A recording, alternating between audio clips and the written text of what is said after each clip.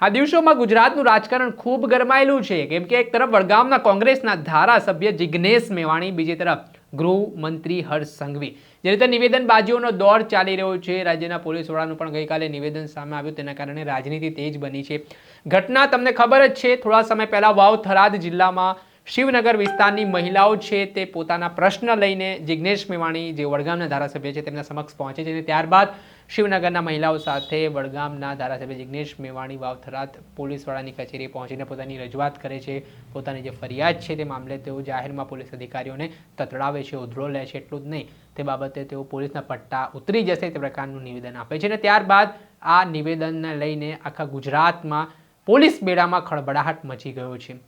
થોડાક દિવસ પહેલા કચ્છ, બનાસકાંઠા સહિતના જિલ્લાઓમાં જિગ્નેશ મેવાણીના વિરોધમાં પોલીસ પરિવાર દ્વારા રેલીઓ કાઢવામાં આવી, વિવિધ સૂત્રોચ્ચાર કરવામાં આવ્યા, પરંતુ હવે જિગ્નેશ મેવાણીના સમર્થનમાં બનાસકાંઠામાં લોકો રસ્તા ઉપર પણ ઉતર્યા હોય તેવી સ્થિતિનું નિર્માણ થયું છે. જે રીતે આપ દ્રશ્યમાં જોઈ શકો છો કે હજારોની સંખ્યામાં લોકોના ટોળે ટોળા છે તે જિગ્નેશ મેવાણીના સમર્થન કરતા પોસ્ટરો સાથે ઉતરેલા જોવા મળ્યા છે અને આ બનાસકાંઠા જિલ્લા કલેક્ટર કચેરીએ આ રેલી પહોંચી હતી, જ્યાં બનાસકાંઠાના સાંસદ જ્ઞાનીબેન ઠાકોર તેમજ કોંગ્રેસના જે આગેવાનો છે તેમના દ્વારા આ રેલી જે કાઢવામાં આવી તે બાબતે નિવેદન આપવામાં આવ્યું. અને આજને જે જિગ્નેશ મેવાણીના સમર્થનમાં રેલી હતી તે મામલે શું કહી રહ્યા છે જ્ઞાનીબેન ઠાકોર, તે સાંભળો.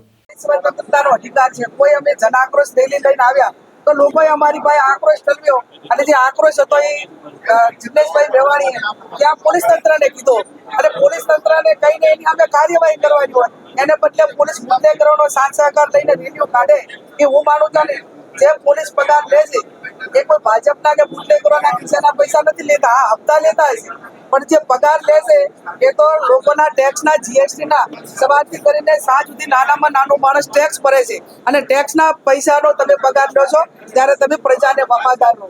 હું તો એટલા સુધી કહું છું કે કદાચ ગુજરાતની પોલીસને પગાર ઓછો પડતો હોય ને તો હજી જીએસટી વધારો, હજુ એકાદ યોજના બંધ કરો, પોલીસ માગે એટલા પૈસા આપો, એને પગાર આપો, પણ મહેરબાની કરીને આ યુવા ધનને બરબાદ થતું બચાવો એવી હું એમની પાસે આશા અપેક્ષા રાખું છું.